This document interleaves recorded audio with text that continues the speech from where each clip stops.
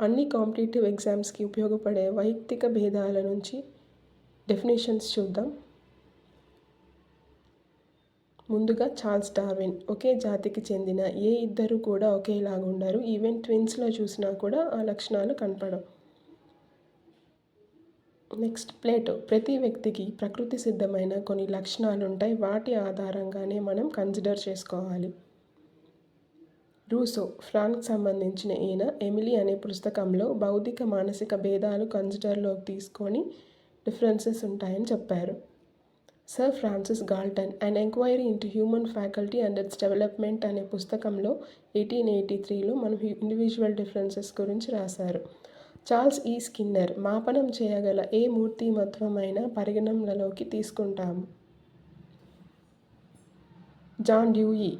విద్యార్థుల వైయక్తిక భేదాలను పరిగణలోకి తీసుకొని